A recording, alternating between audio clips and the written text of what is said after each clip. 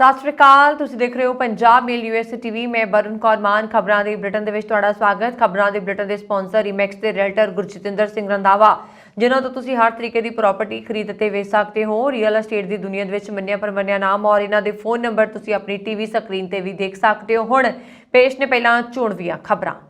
ਵੱਡੀ ਗਿਣਤੀ ਵਿੱਚ ਪ੍ਰਵਾਸੀਆਂ ਨੂੰ ਬੁਲਾਉਣ ਵਿਚਾਲੇ ਅਮਰੀਕਾ ਦੀ ਸਰਹੱਦ ਏਜੰਸੀ ਮੁਖੀ ਨੇ ਦਿੱਤਾ ਅਸਤੀਫਾ। ਕੈਨੇਡਾ ਦਾ ਵੱਡਾ ਐਲਾਨ, ਹੁਣ ਪੀਆਰ ਵਾਲੇ ਭਾਰਤੀ ਨਿਵਾਸੀ ਵੀ ਬਣ ਸਕਦੇ ਨੇ ਫੌਜ ਦਾ ਹਿੱਸਾ। ਕੈਨੇਡਾ ਦੀਆਂ ਇਮੀਗ੍ਰੇਸ਼ਨ ਅਰਜ਼ੀਆਂ ਦਾ ਬੈਕਲੌਗ ਘਟ ਕੇ 24 ਲੱਖ ਤੇ ਆਇਆ। ਟੈਕਸਾਸ ਸਟੇਟ ਅਸੈਂਬਲੀ ਵੱਲੋਂ 1984 ਦੀ ਸਿੱਖ ਨਸਲਕੁਸ਼ੀ ਨੂੰ ਮਾਨਤਾ ਦੇਣ ਵਾਲਾ ਮਤਾ ਜਾਰੀ। ਜੈਸ਼ੰਕਰ ਨੇ ਬਲਿੰਕਨ ਨਾਲ ਕੀਤੀ ਮੁਲਾਕਾਤ, ਵੱਖ-ਵੱਖ ਮੁੱਦਿਆਂ ਤੇ ਹੋਈ ਚਰਚਾ। ਭਾਰਤੀ ਮੁੱਲ ਦੇ ਕੇਪੀ ਜਾਰਜ ਦੂਜੀ ਵਾਰ ਬਣੇ ਫੋਰਟ ਕਾਉਂਟੀ ਦੇ ਜੱਜ। ਅਮਰੀਕਾ ਵਿੱਚ ਭਾਰਤੀ ਨਾਗਰਿਕ ਤੇ ਲੱਗੇ 82 ਲੱਖ ਡਾਲਰ ਦੀ ਠੱਗੀ ਦੇ ਦੋਸ਼। ਜਸਮੀਤ ਕੌਰ ਬੈਂਸ ਨੇ ਰਚਿਆ ਇਤਿਹਾਸ, ਕੈਲੀਫੋਰਨੀਆ ਵਿਧਾਨ ਸਭਾ ਲਈ ਚੁਣੀ ਗਈ ਪਹਿਲੀ ਭਾਰਤੀ ਮੂਲ ਦੀ ਸਿੱਖ ਔਰਤ। ਤੇ ਹੁਣ ਇਹਨਾਂ ਖਬਰਾਂ ਦਾ ਵਿਸਥਾਰ ਤੇ ਕੁਝ ਹੋਰ ਖਬਰਾਂ।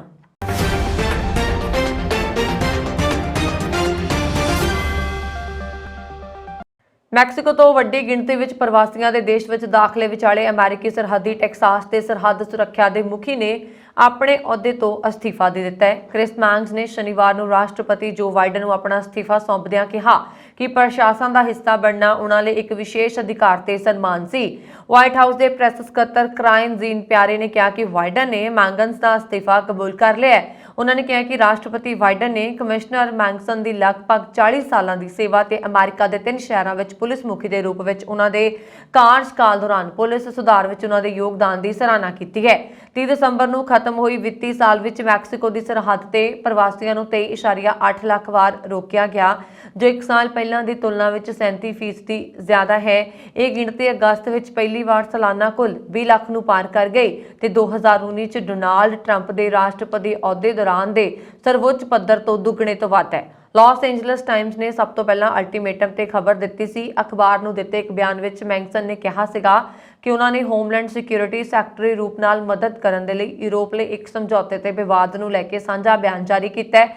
ਸ਼ਨੀਵਾਰ ਨੂੰ ਆਪਣੇ ਬਿਆਨ ਵਿੱਚ ਇਟਲੀ, ਯੂਨਾਨ, ਮਾਲਟਾ ਤੇ ਸਾਈਪਰਸ ਨੇ ਆਪਣਾ ਰੁਖ ਦੁਹਰਾਇਆ ਕਿ ਉਹ ਇਸ ਧਾਰਨਾ ਨੂੰ ਨਹੀਂ ਮੰਨ ਸਕਦੇ ਕਿ ਪ੍ਰਵਾਸੀਆਂ ਦੇ ਦਾਖਲੇ ਦੇ ਲਿਹਾਜ਼ ਨਾਲ ਪਹਿਲਾ ਪ੍ਰਵੇਸ਼ ਦੁਆਰਾ ਮੰਨੇ ਜਾਣ ਵਾਲੇ ਦੇਸ਼ ਗੈਰ ਕਾਨੂੰਨੀ ਪ੍ਰਵਾਸੀਆਂ ਲਈ ਇੱਕੋ ਇੱਕ ਸੰਭਾਵਤ ਯੂਰਪੀ ਸਥਾਨ ਹੈ। ਉਹਨਾਂ ਨੇ ਕਿਹਾ ਕਿ ਯੂਰਪੀ ਸੰਘ ਦੇ ਹੋਰ ਮੈਂਬਰ ਦੇਸ਼ਾਂ ਵੱਲੋਂ ਲਏ ਗਏ ਪ੍ਰਵਾਸੀਆਂ ਦੀ ਗਿਣਤੀ ਪ੍ਰਵਾਸੀਆਂ ਦੇ ਅਨਿਯਮਿਤ ਆਗਮਨ ਦੀ ਅਸਲ ਗਿਣਤੀ ਦਾ ਕੇਵਲ ਇੱਕ ਬਹੁਤ ਛੋਟਾ ਹਿੱਸਾ ਦਰਸਾਉਂਦੀ ਹੈ। ਇਹਨਾਂ 4 ਦੇਸ਼ਾਂ ਨੇ ਸਮੁੰਦਰ 'ਚ ਬਚਾਏ ਗਏ ਸੈਂਕੜੇ ਪ੍ਰਵਾਸੀਆਂ ਦੀ ਰੱਖਿਆ ਲਈ ਨਿੱਜੀ ਪਰਉਪਕਾਰੀ ਜਹਾਜ਼ਾਂ ਦੇ ਸੰਚਾਲਨ ਦੀ ਨਿੰਦਿਆ ਕੀਤੀ ਹੈ। ਕੈਨੇਡਾ ਵਿੱਚ ਰਹਿ ਰਹੇ ਭਾਰਤੀਆਂ ਲਈ ਚੰਗੀ ਖਬਰ ਹੈ। ਕੈਨੇਡੀਅਨ ਆਰਮਡ ਫੋਰਸਸ ਨੇ ਐਲਾਨ ਕੀਤਾ ਹੈ ਕਿ ਸਥਾਈ ਨਿਵਾਸੀ, ਜਿਨ੍ਹਾਂ ਵਿੱਚ ਭਾਰਤੀਆਂ ਦਾ ਵੱਡਾ ਹਿੱਸਾ ਸ਼ਾਮਲ ਹੈ, ਹੁਣ ਫੌਜ ਵਿੱਚ ਭਰਤੀ ਹੋਣ ਦੇ ਯੋਗ ਨੇ। ਇਹ ਘੋਸ਼ਣਾ ਯਾਦਗਾਰੀ ਦਿਵਸ ਦੇ ਨੇੜੇ ਕੀਤੀ ਗਈ। ਉਹਨਾਂ ਨੇ ਰਿਪੋਰਟਾਂ ਦੇ ਵਿਚਕਾਰ ਕਿਹਾ ਹੈ ਕਿ ਕੈਨੇਡੀਅਨ ਫੌਜ ਹਜ਼ਾਰਾਂ ਖਾਲੀ ਅਸਾਮੀਆਂ ਨੂੰ ਭਰਨ ਲਈ ਨਵੇਂ ਮੈਂਬਰਾਂ ਦੀ ਭਰਤੀ ਕਰਨ ਲਈ ਸੰਘਰਸ਼ ਕਰ ਰਹੀ ਹੈ। 2021 ਤੱਕ ਕੈਨੇਡਾ ਵਿੱਚ ਸਥਾਈ ਨਿਵਾਸ ਦੇ ਨਾਲ 80 ਲੱਖ ਤੋਂ ਵੱਧ ਪ੍ਰਵਾਸੀ ਨੇ, ਜੋ ਕੁੱਲ ਕੈਨੇਡੀਅਨ ਆਬਾਦੀ ਦਾ ਲਗਭਗ 21.5% ਨੇ। ਉੱਥੇ ਸਾਲ ਲਗਭਗ 1 ਲੱਖ ਭਾਰਤੀ ਕੈਨੇਡਾ ਦੇ ਪੱਕੇ ਨਿਵਾਸੀ ਬਣੇ, ਕਿਉਂਕਿ ਦੇਸ਼ ਨੇ ਆਪਣੇ ਇਤਿਹਾਸ ਵਿੱਚ ਰਿਕਾਰਡ 4,05,000 ਨਵੇਂ ਪ੍ਰਵਾਸੀਆਂ ਨੂੰ ਸਵੀਕਾਰ ਕੀਤਾ। ਅੰਕੜਿਆਂ ਦੇ ਅਨੁਸਾਰ ਕੈਨੇਡਾ ਵਿੱਚ 2022 ਅਤੇ 2024 ਦੇ ਵਿਚਕਾਰ 1 ਮਿਲੀਅਨ ਤੋਂ ਵੱਧ ਨਵੇਂ ਸਥਾਈ ਨਿਵਾਸੀਆਂ ਦਾ ਸਵਾਗਤ ਕਰਨ ਦੀ ਸੰਭਾਵਨਾ ਹੈ, ਜੋ ਕਿ ਫੌਜ ਦੁਆਰਾ ਚੁਣੇ ਜਾਣ ਵਾਲੇ ਉਮੀਦਵਾਰਾਂ ਦੇ ਪੂਲ ਨੂੰ ਭਾਰੀ ਰੂਪ ਵਿੱਚ ਵਧਾਉਂਦਾ ਹੈ। 2021 ਤੱਕ ਕੈਨੇਡਾ 'ਚ ਸਥਾਈ ਨਿਵਾਸ ਦੇ ਨਾਲ 80 ਲੱਖ ਤੋਂ ਵੱਧ ਪ੍ਰਵਾਸੀ ਨੇ, ਜੋ ਕੁੱਲ ਕੈਨੇਡੀਅਨ ਆਬਾਦੀ ਦਾ ਲਗਭਗ 21.5% ਨੇ। ਉੱਥੇ ਸਾਲ ਲਗਭਗ 1 ਲੱਖ ਭਾਰਤੀ ਕੈਨੇਡਾ ਦੇ ਪੱਕੇ ਨਿਵਾਸੀ ਬਣੇ, ਕਿਉਂਕਿ ਦੇਸ਼ ਨੇ ਆਪਣੇ ਇਤਿਹਾਸ ਵਿੱਚ ਰਿਕਾਰਡ 4,05,000 ਨਵੇਂ ਪ੍ਰਵਾਸੀਆਂ ਨੂੰ ਸਵੀਕਾਰ ਕੀਤਾ। ਅੰਕੜਿਆਂ ਦੇ ਅਨੁਸਾਰ ਕੈਨੇਡਾ ਵਿੱਚ 2022 ਅਤੇ 2024 ਦੇ ਵਿਚਕਾਰ 1 ਮਿਲੀਅਨ ਤੋਂ ਵੱਧ ਨਵੇਂ ਸਥਾਈ ਨਿਵਾਸੀਆਂ ਦਾ ਸਵਾਗਤ ਕਰਨ ਦੀ ਸੰਭਾਵਨਾ ਹੈ, ਜੋ ਕਿ ਫੌਜ ਦੁਆਰਾ ਚੁਣੇ ਜਾਣ ਵਾਲੇ ਉਮੀਦਵਾਰਾਂ ਦੇ ਪੂਲ ਨੂੰ ਭਾਰੀ ਰੂਪ ਵਿੱਚ ਵਧਾਉਂਦਾ ਹੈ। ਕੈਨੇਡਾ ਦੀਆਂ ਇਮੀਗ੍ਰੇਸ਼ਨ ਅਰਜ਼ੀਆਂ ਦਾ ਬੈਕਲੌਗ 26 ਲੱਖ ਤੋਂ ਘਟ ਕੇ 24 ਲੱਖ ਤੇ ਆ ਗਿਆ, ਪਰ ਦਸੰਬਰ ਤੱਕ ਇਸ ਨੂੰ 7.5 ਲੱਖ ਲਿਆਉਣ ਦਾ ਟੀਚਾ ਪੂਰਾ ਹੁੰਦਾ ਨਜ਼ਰ ਨਹੀਂ ਆ ਰਿਹਾ। ਇਮੀਗ੍ਰੇਸ਼ਨ ਅਤੇ ਸਿਟੀਜ਼ਨਸ਼ਿਪ ਵਿਭਾਗ ਦੇ ਤਾਜ਼ਾ ਅੰਕੜਿਆਂ ਦੇ ਮੁਤਾਬਕ 3 ਨਵੰਬਰ ਤੱਕ 24,11,000 ਅਰਜ਼ੀਆਂ ਵਿਚਾਰ ਅਧੀਨ ਸਨ, ਜਿਨ੍ਹਾਂ ਚੋਂ ਪੀਆਰ ਵਾਲੀਆਂ ਅਰਜ਼ੀਆਂ ਦੀ ਗਿਣਤੀ 5,06,000 ਅਤੇ ਸਿਟੀਜ਼ਨਸ਼ਿਪ ਵਾਲੀਆਂ ਅਰਜ਼ੀਆਂ ਦੀ ਗਿਣਤੀ 3,31,000 ਦਰਜ ਕੀਤੀ ਗਈ। ਅਮਰੀਕਨ ਸਿੱਖ ਕਾਕਸ ਕਮੇਟੀ ਦੇ ਡਾਇਰੈਕਟਰ ਡਾਕਟਰ ਪ੍ਰਿਤਪਾਲ ਸਿੰਘ ਨੇ ਸਿੱਖ ਨਸਲਕੁਸ਼ੀ ਨੂੰ ਮਾਨਤਾ ਦੇਣ ਦੇ ਲਈ ਸਟੇਟ ਵਿਧਾਇਕਾਂ ਦਾ ਧੰਨਵਾਦ ਕੀਤਾ ਹੈ ਅਤੇ ਕਿਹਾ ਕਿ ਸਿੱਖ ਕਾਕਸ ਕਮੇਟੀ ਆਜ਼ਾਦੀ ਲਈ ਆਵਾਜ਼ਾਂ ਸਮੇਤ ਹੋਰ ਸਮਾਨ ਸੋਚ ਵਾਲੀਆਂ ਜਥੇਬੰਦੀਆਂ ਦੇ ਸਹਿਯੋਗ ਨਾਲ ਸਿੱਖ ਨਸਲਕੁਸ਼ੀ ਨੂੰ ਮਾਨਤਾ ਦਿਵਾਉਣ ਲਈ ਸਰਗਰਮੀ ਨਾਲ ਲੌਬਿੰਗ ਕਰ ਰਹੀ ਹੈ। ਉਹਨਾਂ ਨੇ ਕਿਹਾ ਕਿ ਅਜਿਹੇ ਮਤੇ ਨਸਲਕੁਸ਼ੀ ਅਤੇ ਸਮੂਹਿਕ ਅਤਿਆਚਾਰਾਂ ਦੀਆਂ ਭਵਿੱਖੀ ਘਟਨਾਵਾਂ ਨੂੰ ਰੋਕਣ ਲਈ ਅਮਰੀਕਾ ਦੀ ਵਚਨਬੱਧਤਾ ਨੂੰ ਦਰਸਾਉਂਦੇ ਨੇ। ਇਸ ਦੇ ਨਾਲ ਹੀ ਗੁਰਵਿੰਦਰ ਸਿੰਘ ਨੇ ਸੁਰਿੰਦਰ ਸਿੰਘ ਗਿੱਲ ਨੇ ਵੀ ਇਸ ਮਤੇ ਦੇ ਪੇਸ਼ ਹੋਣ ਤੇ ਖੁਸ਼ੀ ਦਾ ਪ੍ਰਗਟਾਵਾ ਕੀਤਾ ਹੈ। ਜ਼ਿਕਰਯੋਗ ਹੈ ਕਿ ਟੈਕਸਾਸ ਸਟੇਟ ਅਸੈਂਬਲੀ ਦੇ ਪ੍ਰਤੀਨਿਧ ਟੈਰੀ ਮੇਜ਼ਾ ਨੇ 1984 ਦੇ ਸਿੱਖ ਨਸਲਕੁਸ਼ੀ ਨੂੰ ਮਾਨਤਾ ਦੇਣ ਵਾਲਾ ਮਤਾ ਜਾਰੀ ਕੀਤਾ ਹੈ। ਇਸ ਮਤੇ ਨੂੰ ਰਾਜ ਪ੍ਰਤੀਨਿਧ ਅਤੇ ਕਾਂਗਰਸ ਵੂਮੈਨ ਚੁਣੀ ਗਈ ਜਸਮੀਨ ਕੋਕਰੇਟ ਨੇ ਵੀ ਸਮਰਥਨ ਦਿੱਤਾ ਹੈ। ਅਜਿਹਾ ਆਪਣੀ ਕਿਸਮ ਦਾ ਅਜਿਹਾ ਪਹਿਲਾ ਮਤਾ ਹੈ ਜਿਸ ਵਿੱਚ ਨਸਲਕੁਸ਼ੀ ਬਾਰੇ ਸੰਯੁਕਤ ਰਾਸ਼ਟਰ ਕਨਵੈਨਸ਼ਨ ਸੈਕਸ਼ਨ 2 ਦਾ ਜ਼ਿਕਰ ਕੀਤਾ ਗਿਆ ਹੈ ਅਤੇ 1984 ਦੇ ਸਿੱਖ ਕਤਲੇਆਮ ਨੂੰ ਨਸਲਕੁਸ਼ੀ ਵਜੋਂ ਮਾਨਤਾ ਦਿੱਤੀ ਗਈ ਹੈ। ਮਤੇ ਵਿੱਚ ਸਿੱਖ ਨਸਲਕੁਸ਼ੀ ਦੇ ਵੱਖ-ਵੱਖ ਤੱਥਾਂ ਦਾ ਜ਼ਿਕਰ ਕੀਤਾ ਗਿਆ ਹੈ ਜਿਸ ਵਿੱਚ ਦਿੱਲੀ ਤੋਂ ਬਾਹਰ ਭਾਰਤ ਦੇ ਵੱਖ-ਵੱਖ ਰਾਜਾਂ ਵਿੱਚ ਸਿੱਖ ਨਸਲਕੁਸ਼ੀ ਹੋਈ। ਇਸ ਮੌਕੇ ਸੂਬਾਈ ਪ੍ਰਤੀਨਿਧ ਟੈਰੀ ਮੇਜ਼ਾ ਨੇ ਬੋਲਦਿਆਂ ਕਿਹਾ ਕਿ ਉਹ ਹਮੇਸ਼ਾ ਹੀ ਮਨੁੱਖੀ ਅਧਿਕਾਰਾਂ ਅਤੇ ਧਾਰਮਿਕ ਆਜ਼ਾਦੀ ਲਈ ਆਵਾਜ਼ ਉਠਾਉਂਦੇ ਰਹੇ ਨੇ। ਉਹਨਾਂ ਨੇ ਕਿਹਾ ਕਿ ਉਸ ਦਾ ਦਿਲ ਸਿੱਖ ਨਸਲਕੁਸ਼ੀ ਦੇ ਪੀੜਤਾਂ ਲਈ ਦੁਖਦਾ ਹੈ ਪਰ ਉਸ ਨੂੰ ਖੁਸ਼ੀ ਹੈ ਕਿ ਉਹ ਇਸ ਸਾਲ ਦੇ ਸ਼ੁਰੂ ਵਿੱਚ ਇਹ ਮਤਾ ਪੇਸ਼ ਕਰਨ ਲਈ ਸਿੱਖ ਭਾਈਚਾਰੇ ਨਾਲ ਕੀਤੇ ਆਪਣੇ ਵਾਅਦੇ ਨੂੰ ਪੂਰਾ ਕਰਨ ਵਿੱਚ ਕਾਮਯਾਬ ਰਹੀ ਹੈ। ਸਟੇਟ ਪ੍ਰਤੀਨਿਧ ਅਤੇ ਕਾਂਗਰਸ ਵੂਮੈਨ ਚੁਣੀ ਚੀਫ ਆਫ ਸਟਾਫ ਜੈਸਮੀਨ ਕੋਕਰੇਟ ਨੇ ਕਿਹਾ ਕਿ ਉਹ ਅਤੇ ਉਹਨਾਂ ਦਾ ਦਫ਼ਤਰ ਸਿੱਖ ਨਸਲਕੁਸ਼ੀ ਦੇ ਪੀੜਤਾਂ ਨੂੰ ਇਨਸਾਫ ਦਿਵਾਉਣ ਲਈ ਪੂਰੀ ਤਰ੍ਹਾਂ ਸਮਰਥਨ ਕਰਦਾ ਹੈ। ਸੰਯੁਕਤ ਰਾਸ਼ਟਰ ਦੀ ਗਲੋਬਲ ਸਟੀਅਰਿੰਗ ਕਮੇਟੀ ਦੇ ਮੈਂਬਰ ਡਾਕਟਰ ਇਕਤਦਾਰ ਚੀਮਾ ਜਿਨ੍ਹਾਂ ਵੱਲੋਂ ਸਿੱਖ ਨਸਲਕੁਸ਼ੀ ਨੂੰ ਮਾਨਵਤਾ ਦਿਵਾਉਣ ਦੇ ਲਈ ਲੰਬੇ ਸਮੇਂ ਤੋਂ ਕੀਤੇ ਜਾ ਰਹੇ ਯਤਨਾਂ ਦਾ ਵੀ ਮਤੇ ਵਿੱਚ ਜ਼ਿਕਰ ਕੀਤਾ ਗਿਆ ਹੈ ਨੇ ਕਿਹਾ ਕਿ ਇਹ ਬਹੁਤ ਵਧੀਆ ਦਿਨ ਹੈ ਕਿ ਟੈਕਸਾਸ ਰਾਜ ਦੇ ਵਿਧਾਇਕਾਂ ਨੇ ਸਿੱਖ ਨਸਲਕੁਸ਼ੀ ਨੂੰ ਮਾਨਤਾ ਦਿੱਤੀ ਹੈ। ਉਹਨਾਂ ਨੇ ਕਿਹਾ ਕਿ ਸਿੱਖ ਨਸਲਕੁਸ਼ੀ ਦੇ 38 ਸਾਲ ਬਾਅਦ ਸਮੂਹਿਕ ਅਤਿਆਚਾਰਾਂ ਦੀ ਗੰਭੀਰਤਾ ਨੂੰ ਬਿਆਨ ਕਰਦੇ ਹੋਏ ਇਹ ਸਪਸ਼ਟ ਹੁੰਦਾ ਹੈ ਕਿ ਸਮੇਂ ਦੇ ਬੀਤਣ ਨਾਲ ਇਹਨਾਂ ਅਪਰਾਧਾਂ ਦੀ ਗੰਭੀਰਤਾ ਤੇ ਪ੍ਰਭਾਵ ਘੱਟ ਨਹੀਂ ਹੁੰਦਾ। ਅਮਰੀਕਾ ਦੇ ਸਾਬਕਾ ਰਾਸ਼ਟਰਪਤੀ ਡੋਨਾਲਡ ਟਰੰਪ ਦੀ ਧੀ ਟਿਫਨੀ ਟਰੰਪ ਨੇ ਐਤਵਾਰ ਨੂੰ ਆਪਣੇ ਲੰਬੇ ਸਮੇਂ ਦੇ ਬॉयਫ੍ਰੈਂਡ ਮਾਈਕਲ ਬਲੋਸ ਨਾਲ ਵਿਆਹ ਕਰਵਾ ਲਿਆ। ਪੇਜ ਮਿਕਸ ਮੁਤਾਬਕ ਇਹ ਵਿਆਹ ਟਰੰਪ ਦੇ ਫਲੋਰੀਡਾ ਸਥਿਤ ਰਿਹਾਇਸ਼ ਮਾਰੇ ਲਾਗੋ ਵਿਖੇ ਹੋਇਆ। ਮੰਡਪ ਨੂੰ ਨੀਲੇ ਗੁਲਾਬੀ ਤੇ ਚਿੱਟੇ ਫੁੱਲਾਂ ਨਾਲ ਸਜਾਇਆ ਗਿਆ ਸੀ ਜਿੱਥੇ ਟਿਫਨੀ ਨੇ ਮਾਈਕਲ ਨਾਲ ਵਿਆਹ ਦੀਆਂ ਰਸਮਾਂ ਕੀਤੀਆਂ। ਤੁਹਾਨੂੰ ਦੱਸ ਦਈਏ ਕਿ ਟਿਫਨੀ ਨੇ ਐਲੀ ਸਾਬ ਦੁਆਰਾ ਡਿਜ਼ਾਈਨ ਕੀਤਾ ਲੰਮੀ ਸਲੀਪ ਪਰਲ ਵੈਡਿੰਗ ਗਾਊਨ ਪਾਇਆ ਹੋਇਆ ਸੀ ਜਿਸ ਵਿੱਚ ਉਹ ਬੇहद ਖੂਬਸੂਰਤ ਲੱਗ ਰਹੀ ਸੀ। ਸਾਹਮਣੇ ਆਈਆਂ ਤਸਵੀਰਾਂ ਵਿੱਚ ਟਰੰਪ ਆਪਣੀ ਧੀ ਨੂੰ ਲਾੜੇ ਕੋਲ ਲਿਜਾਣ ਦੀ ਰਸਮ ਨਿਭਾਉਂਦੇ ਨਜ਼ਰ ਆ ਰਹੇ ਨੇ। ਵਿਆਹ 'ਚ ਮੇਲਾਨੀਆ, ਇਵਾਂਕਾ, ਐਰਿਕ ਅਤੇ ਡੋਨਾਲਡ ਟਰੰਪ ਜੂਨੀਅਰ ਵੀ ਮੌਜੂਦ ਸਨ। ਟਿਫਨੀ ਟਰੰਪ ਵਿਆਹ ਨੂੰ ਲੈ ਕੇ ਚਿੰਤਤ ਸੀ। ਪੇਜ 6 ਦੇ ਅਨੁਸਾਰ ਕੁਝ ਦਿਨ ਪਹਿਲਾਂ ਟਿਫਨੀ ਨੂੰ ਡਰ ਸੀ ਕਿ ਫਲੋਰੀਡਾ ਵਿੱਚ ਤੂਫਾਨ ਨਿਕੋਲ ਨਾਲ ਉਸ ਦਾ ਵਿਆਹ ਪ੍ਰਭਾਵਿਤ ਹੋ ਸਕਦਾ ਹੈ। ਇਸ ਦੌਰਾਨ ਬਹੁਤ ਸਾਰੇ ਮਹਿਮਾਨ ਪਹਿਲਾਂ ਹੀ ਟਿਫਨੀ ਅਤੇ ਉਸਦੇ ਮੰਗੇਤਰ ਨੇ palm beach County court house ਦੇ ਬੰਦ ਹੋਣ ਤੋਂ ਠੀਕ ਪਹਿਲਾਂ ਮੰਗਲਵਾਰ ਨੂੰ ਵਿਆਹ ਦਾ ਲਾਇਸੈਂਸ ਪ੍ਰਾਪਤ ਕੀਤਾ। ਸੂਤਰਾਂ ਦੇ ਮੁਤਾਬਕ ਵਿਆਹ ਵਿੱਚ 500 ਮਹਿਮਾਨ ਸ਼ਾਮਲ ਹੋਣ ਜਾ ਰਹੇ ਸਨ। ਟਿਫਨੀ ਦਾ ਸ਼ਾਨਦਾਰ ਵਿਆਹ ਹੋਣਾ ਸੀ ਪਰ ਤੂਫਾਨ ਕਾਰਨ ਇਹ ਸੰਭਵ ਨਹੀਂ ਹੋ ਸਕਿਆ। ਦੱਸ ਦਈਏ ਕਿ ਟਿਫਨੀ ਦੇ ਮੰਗੇਤਰ ਮਾਈਕਲ ਬਲੋਸ ਇੱਕ ਬਹੁਤ ਹੀ ਅਮੀਰ ਪਰਿਵਾਰ ਨਾਲ ਸੰਬੰਧ ਰੱਖਦੇ ਨੇ ਅਤੇ ਦੋਵੇਂ ਚਾਹੁੰਦੇ ਸਨ ਕਿ ਇਸ ਵਿਆਹ ਵਿੱਚ ਦੁਨੀਆ ਭਰ ਤੋਂ ਉਹਨਾਂ ਦੇ ਦੋਸਤ ਸ਼ਾਮਲ ਹੋਣ। ਵਿਦੇਸ਼ ਮੰਤਰੀ ਐਸ ਜੈਸ਼ੰਕਰ ਨੇ ਐਤਵਾਰ ਨੂੰ ਅਮਰੀਕਾ ਦੇ ਵਿਦੇਸ਼ ਮੰਤਰੀ ਐਂਟਨੀ ਬਲਿੰਕਨ ਨਾਲ ਮੁਲਾਕਾਤ ਕੀਤੀ ਅਤੇ ਯੂਕਰੇਨ ਵਿੱਚ ਯੁੱਧ ਰਣਨੀਤੀ, ਹਿੰਦ ਪ੍ਰਸ਼ਾਂਤ ਖੇਤਰ ਅਤੇ ਦੁਵੱਲੇ ਸੰਬੰਧਾਂ ਤੇ ਚਰਚਾ ਕੀਤੀ। ਦੋਵਾਂ ਨੇਤਾਵਾਂ ਵਿਚਾਲੇ ਇਹ ਮੁਲਾਕਾਤ ਕੰਬੋਡੀਆ ਦੀ ਰਾਜਧਾਨੀ ਫਨੋਮ ਪੇਨ ਵਿੱਚ ਆਸੀਆਨ ਭਾਰਤ ਸੰਮੇਲਨ ਦੌਰਾਨ ਹੋਈ। ਜੈਸ਼ੰਕਰ ਉਪ ਰਾਸ਼ਟਰਪਤੀ ਜਗਦੀਪ ਧਨਖੜ ਦੇ ਨਾਲ ਦੌਰੇ ਤੇ ਹਨ ਜੋ ਇੱਥੇ ਆਸੀਅਨ ਭਾਰਤ ਸੰਮੇਲਨ ਅਤੇ 17ਵੇਂ ਪੂਰਬੀ ਏਸ਼ੀਆਈ ਸੰਮੇਲਨ 'ਚ ਭਾਰਤੀ ਵਫਦ ਦੀ ਅਗਵਾਈ ਕਰ ਰਹੇ ਨੇ। ਜੈਸ਼ੰਕਰ ਨੇ ਟਵੀਟ ਕੀਤਾ ਹੈ ਕਿ ਅਮਰੀਕੀ ਵਿਦੇਸ਼ ਮੰਤਰੀ ਐਂਟਨੀ ਬਲਿੰਕਨ ਨਾਲ ਚੰਗੀ ਮੁਲਾਕਾਤ ਹੋਈ ਹੈ। ਯੂਕਰੇਨ, ਇੰਡੋ ਪੈਸੀਫਿਕ, ਊਰਜਾ, G20 ਅਤੇ ਦੁਵੱਲੇ ਸੰਬੰਧਾਂ ਤੇ ਚਰਚਾ ਕੀਤੀ ਗਈ। ਉਹਨਾਂ ਨੇ ਸ਼ਨੀਵਾਰ ਨੂੰ ਆਸੀਆਨ ਡਿਨਰ ਤੋਂ ਇਲਾਵਾ ਸੰਯੁਕਤ ਰਾਸ਼ਟਰ ਦੇ ਮੁਖੀ ਐਂਟਨੀਓ ਗੁਟਰੇਸ ਨਾਲ ਵੀ ਮੁਲਾਕਾਤ ਕੀਤੀ।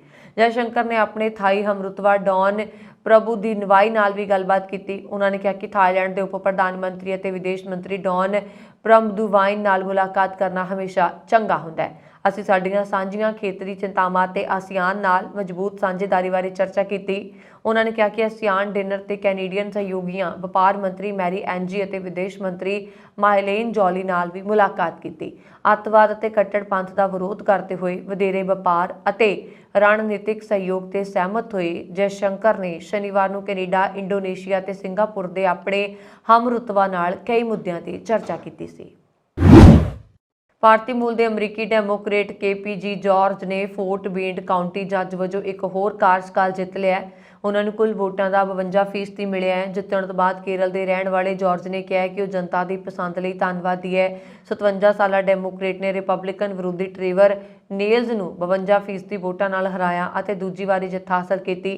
ਫੋਰਟ ਬੈਂਡ ਕਾਉਂਟੀ ਦੁਆਰਾ ਜਾਰੀ ਅਣਅਧਿਕਾਰਤ ਹੋਣ ਨਤੀਜਿਆਂ ਦੇ ਅਨੁਸਾਰ ਮੰਗਲਵਾਰ ਨੂੰ ਉਸਨੇ ਨੇਹਲਜ਼ ਨੂੰ ਲਗਭਗ 2,86,000 ਬੈਲਟ ਦੀ ਦੌੜ ਵਿੱਚ ਲਗਭਗ 8,000 ਵੋਟਾਂ ਦੇ ਫਰਕ ਨਾਲ ਹਰਾਇਆ। ਜਾਰਜ ਨੇ ਕਿਹਾ ਕਿ ਉਹਨਾਂ ਦੀ ਅਗਵਾਈ ਵਿੱਚ ਫੋਰਟ ਬੈਂਡ ਕਾਉਂਟੀ ਜਨਤਕ ਸੁਰੱਖਿਆ, ਨੌਕਰੀਆਂ ਸਿਰਜਣ, ਸਿੱਖਿਆ ਦੀ ਪਹੁੰਚ ਅਤੇ ਸਿਹਤ ਵਿੱਚ ਦੇਸ਼ ਦੀ ਅਗਵਾਈ ਕਰ ਰਹੀ ਹੈ।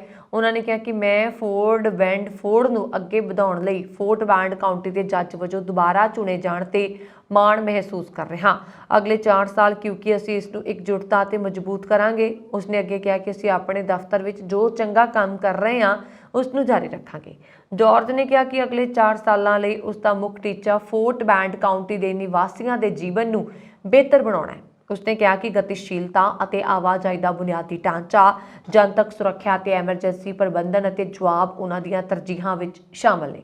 ਚੰਗੀ ਤਨਖਾਹ ਵਾਲੀਆਂ ਨੌਕਰੀਆਂ ਨੂੰ ਆਕਰਸ਼ਿਤ ਕਰਨਾ ਅਤੇ ਮਾਨਸਿਕ ਸਿਹਤ ਮੁੱਦਿਆਂ ਅਤੇ ਮਨੁੱਖੀ ਤਸਕਰੀ ਨਾਲ ਨਜਿੱਠਣਾ ਆਦਿ। ਇਹ ਪੁੱਛੇ ਜਾਣ ਤੇ ਕਿ ਉਸਦੀ ਸੰਭਾਵਿਤ ਵਿਰਾਸਤ ਕੀ ਹੋ ਸਕਦੀ ਹੈ, ਜਾਰਜ ਨੇ ਕਿਹਾ ਕਿ ਉਹ ਨੌਕਰੀਆਂ ਸੰਬੰਧੀ ਵਧੇਰੇ ਚਿੰਤਿਤ ਹੈ।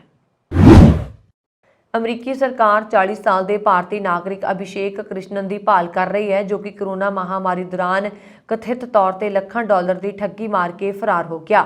ਭਾਰਤ ਪਰਤਣ ਤੋਂ ਪਹਿਲਾਂ ਅਭਿਸ਼ੇਕ ਕ੍ਰਿਸ਼ਨਨ ਨਾਰਥ ਕੈਰੋਲੀਨਾ ਦੇ ਵੇਗ ਕਾਉਂਟੀ ਵਿੱਚ ਰਹਿੰਦਾ ਸੀ। ਅਮਰੀਕਾ ਵਿੱਚ ਇੱਕ ਹੋਰ ਭਾਰਤੀ ਮਹਿਲਾ ਨੇ ਜਿੱਤ ਦਾ ਝੰਡਾ ਲਹਿਰਾਇਆ। ਡਾਕਟਰ ਜਸਮੀਤ ਕੌਰ ਬੈਂਸ ਭਾਰਤੀ ਮੂਲ ਦੀ ਪਹਿਲੀ ਸਿੱਖ ਔਰਤ ਵਜੋਂ ਕੈਲੀਫੋਰਨੀਆ ਵਿਧਾਨ ਸਭਾ ਲਈ ਚੁਣੀ ਗਈ ਹੈ। ਜਸਮੀਤ ਕੌਰ ਬੈਂਸ ਨੇ ਕੇਰਨ ਕਾਉਂਟੀ ਵਿੱਚ ਆਪਣੀ ਵਿਰੋਧੀ ਲੈਟਸੀਆ ਪਰੇਜ਼ ਨੂੰ ਹਰਾਇਆ। ਬੈਂਸ ਨੂੰ 10,827 ਵੋਟਾਂ ਨਾਲ 58.9% ਵੋਟਾਂ ਮਿਲੀਆਂ। ਇਸ ਦੇ ਨਾਲ ਹੀ ਉਹਨਾਂ ਦੀ ਵਿਰੋਧੀ ਪੇਰਜ਼ ਨੂੰ 7,555 ਵੋਟਾਂ ਨਾਲ 41.1% ਵੋਟਾਂ ਮਿਲੀਆਂ। ਜਸਮੀਤ ਬੇਕਰਸਫੀਲਡ ਰਿਕਵਰੀ ਸਰਵਿਸਿਜ਼ ਵਿਖੇ ਮੈਡੀਕਲ ਡਾਇਰੈਕਟਰ ਹੈ। ਜਿੱਤਣ ਤੋਂ ਬਾਅਦ ਜਸਮੀਤ ਨੇ ਕਿਹਾ ਕਿ ਉਸ ਸਿਹਤ ਸੰਭਾਲ, ਰਿਹਾਇਸ਼, ਪਾਣੀ ਦੀ ਸਹੂਲਤ ਅਤੇ ਹਵਾ ਦੀ ਗੁਣਵੱਤਾ ਨੂੰ ਪਹਿਲ ਦੇਗੀ। ਕੈਲੀਫੋਰਨੀਆ ਵਿਧਾਨ ਸਭਾ ਲਈ ਚੁਣੀ ਗਈ ਜਸਮੀਤ ਨੇ ਇੱਕ ਸੰਦੇਸ਼ ਵਿੱਚ ਲਿਖਿਆ, ਇਹ ਇੱਕ ਰੋਮਾਂਚਕ ਰਾਤ ਹੈ। ਮੈਂ ਸ਼ੁਰੂਆਤੀ ਰੁਝਾਨ ਤੋਂ ਉਤਸ਼ਾਹਿਤ ਸੀ ਅਤੇ ਕੇਰਨ ਕਾਉਂਟੀ ਵਿੱਚ ਮਿਲੇ ਸਮਰਥਨ ਲਈ ਲੋਕਾਂ ਦੀ ਧੰਨਵਾਦੀ ਵੀ ਹਾਂ। ਉਹਨਾਂ ਦਾ ਹਲਕਾ ਅਰਵਿਨ ਜ਼ਿਲ੍ਹੇ ਤੋਂ ਡੋਲਾਨੋ ਤੱਕ ਫੈਲਿਆ ਹੋਇਆ ਹੈ। ਇਸ ਵਿੱਚ ਪੂਰਬੀ ਵੇਕਰਸਫੀਲਡ ਦਾ ਜ਼ਿਆਦਾਤਰ ਹਿੱਸਾ ਸ਼ਾਮਲ ਹੈ। ਜਸਮੀਤ ਦੇ ਪਿਤਾ ਨੇ ਇੱਕ ਆਟੋ ਮਕੈਨਿਕ ਵਜੋਂ ਆਪਣਾ ਕੈਰੀਅਰ ਸ਼ੁਰੂ ਕੀਤਾ ਸੀ ਅਤੇ ਬਾਅਦ ਵਿੱਚ ਉਹ ਕਾਰ ਡੀਲਰਸ਼ਿਪ ਦੇ ਮਾਲਕ ਬਣੇ। ਜਸਮੀਤ ਕੌਰ ਨੇ ਕੁਝ ਦਿਨ ਆਪਣੇ ਪਿਤਾ ਦੇ ਕੰਮ ਵਿੱਚ ਮਦਦ ਕੀਤੀ। ਇਸ ਤੋਂ ਬਾਅਦ ਉਹਨਾਂ ਨੇ ਆਪਣਾ ਕੈਰੀਅਰ ਮੈਡੀਕਲ 'ਚ ਬਣਾਇਆ। ਜਸਮੀਤ ਕੌਰ ਬੈਂਸ ਨੇ ਕੋਵਿਡ ਦੌਰ ਵਿੱਚ ਕੋਵਿਡ ਦੇ ਮਰੀਜ਼ਾਂ ਦੇ ਇਲਾਜ ਲਈ ਫੀਲਡ ਹਸਪੀਟਲ ਦੀ ਸਥਾਪਨਾ ਕੀਤੀ। ਉਹਨਾਂ ਨੂੰ California academy of family physician ਵੱਲੋਂ 2019 ਹੀਰੋ ਆਫ ਫੈਮਿਲੀ ਮੈਡੀਸਨ ਅਤੇ greater Bakersfield chamber of commerce ਤੋਂ 2021 ਬਿਊਟੀਫੁਲ ਬੈਕਸਟਰਫੀਲਡ ਐਵਾਰਡ ਨਾਲ ਸਨਮਾਨਿਤ ਕੀਤਾ ਗਿਆ। ਪੰਜਾਬੀ ਗਾਇਕ ਸਿੱਧੂ ਮੂਸੇਵਾਲਾ ਹੱਤਿਆ ਦੇ ਮਾਮਲੇ ਵਿੱਚ ਪੁਲਿਸ ਵੱਲੋਂ ਅਮਰੀਕਾ ਬੈਠੇ ਦਰਮਨ ਕਾਲੂ ਨੂੰ ਕਤਲ ਦੀ ਸਾਜ਼ਿਸ਼ ਦੇ ਦੋਸ਼ ਤਹਿਤ ਨਾਮਜ਼ਦ ਕਰ ਦਿੱਤਾ ਗਿਆ ਹੈ। ਦੇਰ ਸ਼ਾਮ ਲੁਧਿਆਣਾ ਪੁਲਿਸ ਵੱਲੋਂ ਇਸ ਮਾਮਲੇ ਵਿੱਚ ਮਨਦੀਪ ਸਿੰਘ ਤੂਫਾਨ ਅਤੇ ਮਨਪ੍ਰੀਤ ਸਿੰਘ ਗਰਈਆ ਨੂੰ ਗੋਇੰਦਵਾਲ ਦੀ ਕੇਂਦਰੀ ਜੇਲ੍ਹ ਵਿੱਚੋਂ ਪ੍ਰੋਡਕਸ਼ਨ ਵਾਰੰਟ ਤੇ ਲਿਆ ਕੇ ਪੁੱਛ ਪੜਤਾਲ ਕੀਤੀ ਗਈ ਸੀ। ਪੁੱਛ ਪੜਤਾਲ ਤੋਂ ਬਾਅਦ ਪੁਲਿਸ ਵੱਲੋਂ ਕਾਲੂ ਨੂੰ ਵੀ ਇਸ ਮਾਮਲੇ ਵਿੱਚ ਨਾਮਜ਼ਦ ਕੀਤਾ ਗਿਆ। ਇਹਨਾਂ ਦੋਵਾਂ ਨੂੰ ਅਦਾਲਤ ਵਿੱਚ ਪੇਸ਼ ਕੀਤਾ ਗਿਆ, ਜਿੱਥੇ ਜੱਜ ਨੇ ਦੋਵਾਂ ਦਾ 5 ਦਿਨ ਦਾ ਪੁਲਿਸ ਰਿਮਾਂਡ ਦੇ ਦਿੱਤਾ। ਟੈਕਸਾਸ ਦੀ ਔਰਤ ਟੇਲਰ ਰੇਨੇ ਪਾਰਕਰ ਨੂੰ ਇੱਕ ਗਰਭਵਤੀ ਔਰਤ ਦੀ ਹੱਤਿਆ ਕਰਕੇ ਉਸਦੇ ਅਣਜੰਮੇ ਬੱਚੇ ਨੂੰ ਨਾਲ ਲੈ ਜਾਣ, ਜਿਸ ਦੀ ਬਾਅਦ ਵਿੱਚ ਮੌਤ ਹੋ ਗਈ ਸੀ, ਦੇ ਮਾਮਲੇ ਵਿੱਚ ਅਦਾਲਤ ਨੇ ਮੌਤ ਦੀ ਸਜ਼ਾ ਸੁਣਾਈ ਹੈ। ਬੌਬੀ ਕਾਉਂਟੀ ਜਾਰਜੀ ਨੇ ਪਿਛਲੇ ਮਹੀਨੇ ਟੇਲਰ ਰੇਨੇ ਪਾਰਕਰ ਨੂੰ ਰੀਗਨ ਮਿਸ਼ੈਲ ਸਿਮਜ਼ ਤੇ ਉਸਦੇ ਬੱਚੇ ਦੀ ਮੌਤ ਲਈ ਜ਼ਿੰਮੇਵਾਰ ਠਹਿਰਾਇਆ ਸੀ। ਉਸੇ ਜਿਊਰੀ ਨੇ ਪਾਰਕਰ ਲਈ ਮੌਤ ਦੀ ਸਜ਼ਾ ਜਾਂ ਬਿਨਾਂ ਜ਼ਮਾਨਤ ਉਮਰ ਭਰ ਲਈ ਜੇਲ੍ਹ 'ਚੋਂ ਇੱਕ ਸਜ਼ਾ ਦੀ ਚੋਣ ਕਰਨੀ ਸੀ। ਜਿਊਰੀ ਨੇ ਉਸ ਨੂੰ ਮੌਤ ਦੀ ਸਜ਼ਾ ਸੁਣਾਈ ਹੈ। ਪਾਰਕਰ ਨੇ ਵਕੀਲ ਜ਼ੈਫ ਹਾਰਲੇਸਨ ਨੇ ਕਿਹਾ ਕਿ ਬਚਾਅ ਪੱਖ ਨੇ ਮਜ਼ਬੂਤ ਕੇਸ ਨੂੰ ਧਿਆਨ ਵਿੱਚ ਰੱਖਦਿਆਂ ਅਸੀਂ ਫੈਸਲੇ ਤੋਂ ਨਿਰਾਸ਼ ਹੋਏ ਹਾਂ, ਪਰੰਤੂ ਅਸੀਂ ਲੰਬੇ ਮੁਕੱਦਮੇ ਉਪਰੰਤ ਅਦਾਲਤ ਵੱਲੋਂ ਸੁਣਾਏ ਫੈਸਲੇ ਦਾ ਸਵਾਗਤ ਕਰਦੇ ਹਾਂ। ਪਾਰਕਰ ਟੈਕਸਾਸ ਦੀ 7ਵੀਂ ਔਰਤ ਹੈ ਜਿਸ ਨੂੰ ਮੌਤ ਦੀ ਸਜ਼ਾ ਸੁਣਾਈ ਗਈ ਹੈ। ਇੱਥੇ ਜ਼ਿਕਰਯੋਗ ਹੈ ਕਿ ਪਾਰਕਰ ਨੇ 9 ਅਕਤੂਬਰ 2020 ਨੂੰ ਆਪਣੇ ਮਿੱਤਰ ਮੁੰਡੇ ਤੇ ਹੋਰਨਾਂ ਨੂੰ ਕਿਹਾ ਸੀ ਕਿ ਉਹ ਗਰਭਵਤੀ ਹੈ। ਉਸਨੇ ਸਵੇਰ ਨੂੰ ਨਿਊ ਬੋਸਟਨ ਟੈਕਸਾਸ ਵਿੱਚ ਪੁਲਿਸ ਨੂੰ ਫੋਨ ਉੱਪਰ ਕਿਸੇ ਨੇ ਸੂਚਨਾ ਦਿੱਤੀ ਕਿ ਉਸਦੀ ਧੀ ਸਿਮਜ਼ ਦੀ ਹੱਤਿਆ ਹੋ ਗਈ ਹੈ। ਸਿਮਜ਼ ਉਸ ਸਮੇਂ 34 ਹਫ਼ਤਿਆਂ ਤੋਂ ਗਰਭਵਤੀ ਸੀ।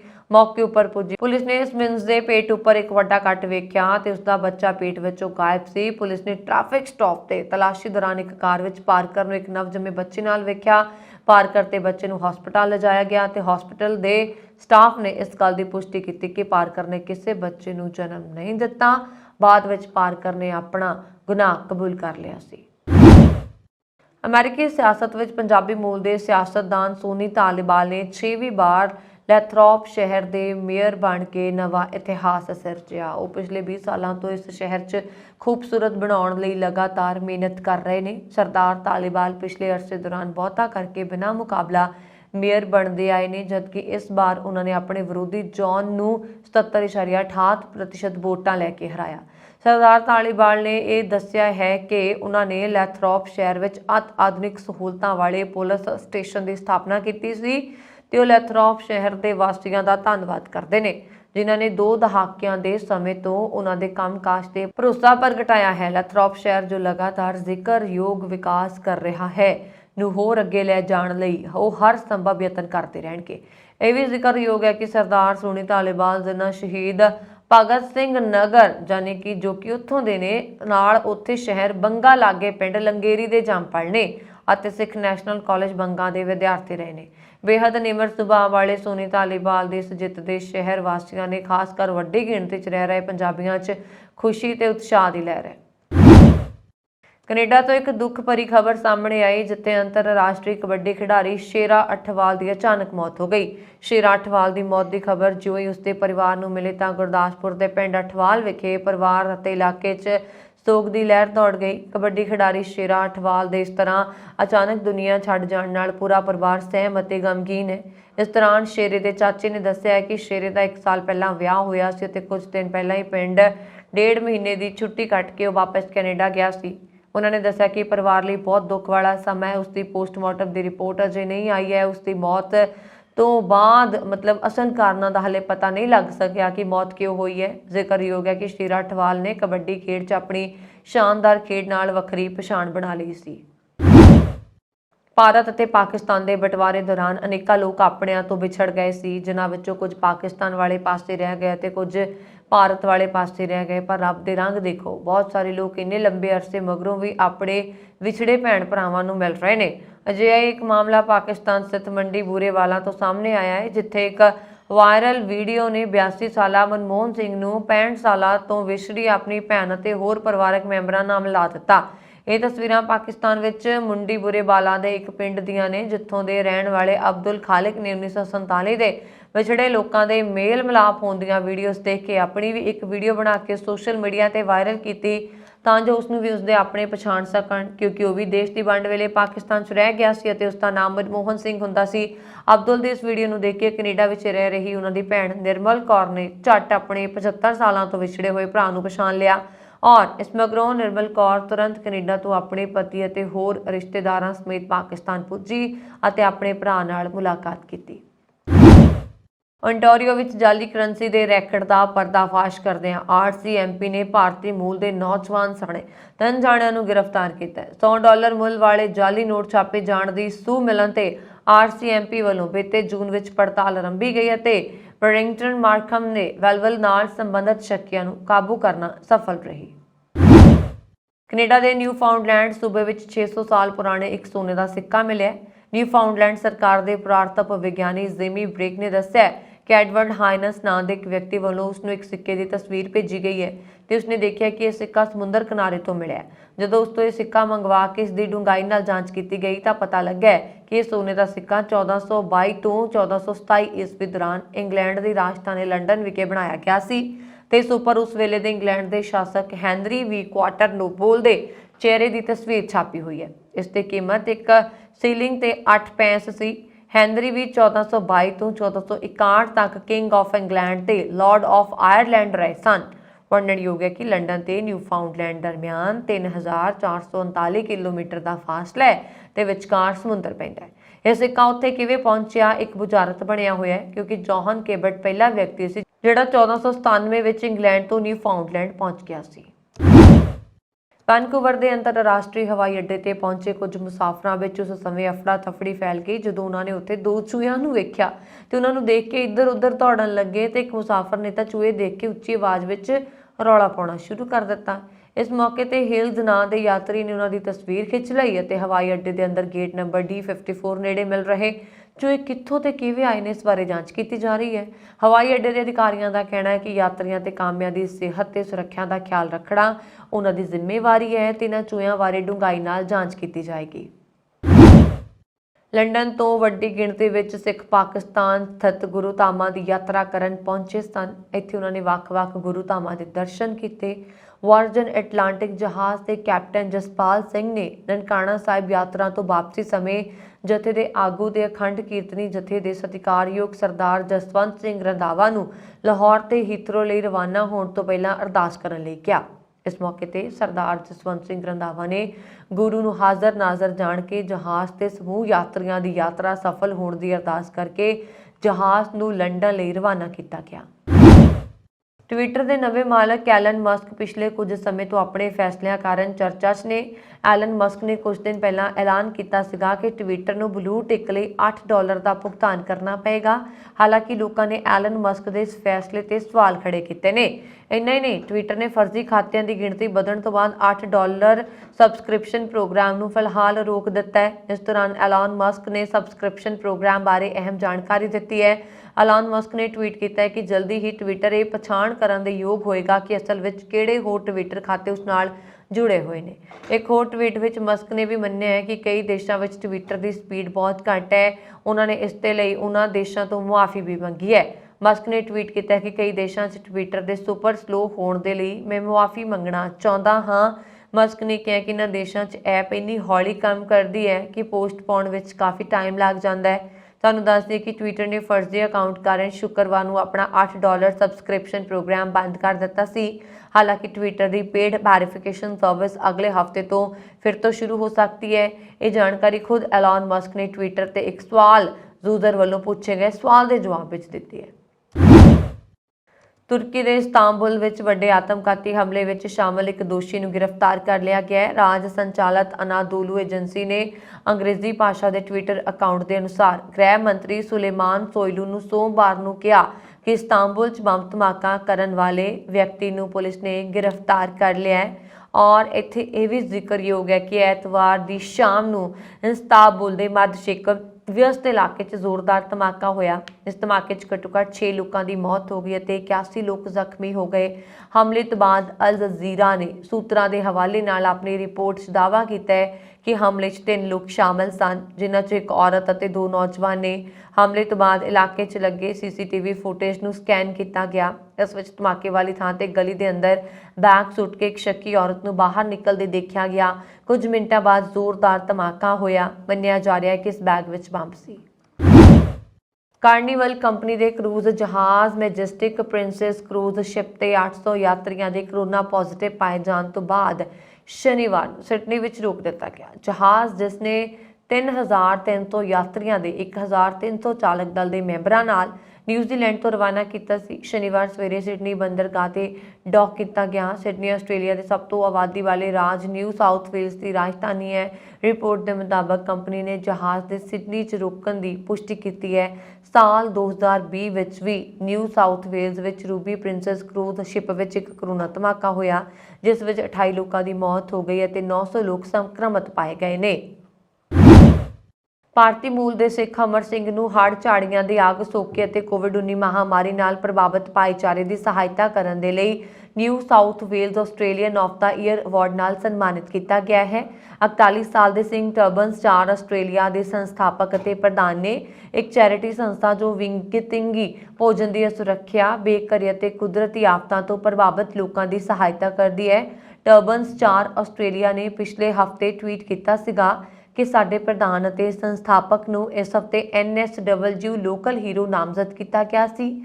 ਸਾਨੂੰ ਤੁਹਾਡੇ ਤੇ ਮਾਣ ਹੈ। ਅਮਰ ਨਿਊ ਸਾਊਥ ਵੇਲਜ਼ ਸਰਕਾਰ ਦੀ ਇੱਕ ਰਿਲੀਜ਼ ਵਿੱਚ ਕਿਹਾ ਗਿਆ ਹੈ ਕਿ ਸਿੰਘ, ਜਿਸ ਨੂੰ ਸਥਾਨਕ ਹੀਰੋ ਸ਼੍ਰੇਣੀ ਵਿੱਚ ਸਨਮਾਨਿਤ ਕੀਤਾ ਗਿਆ ਸੀ, ਨੇ ਆਪਣੀ ਸਿੱਖ ਪੱਗ ਅਤੇ ਦਾੜੀ ਕਾਰਨ ਨਸਲੀ ਬਿਆਨ ਅਤੇ ਅਪਮਾਨ ਦਾ ਸਾਹਮਣਾ ਕਰਨ ਤੋਂ ਬਾਅਦ 2015 ਵਿੱਚ ਚੈਰਿਟੀ ਦੀ ਸਥਾਪਨਾ ਕੀਤੀ ਸੀ।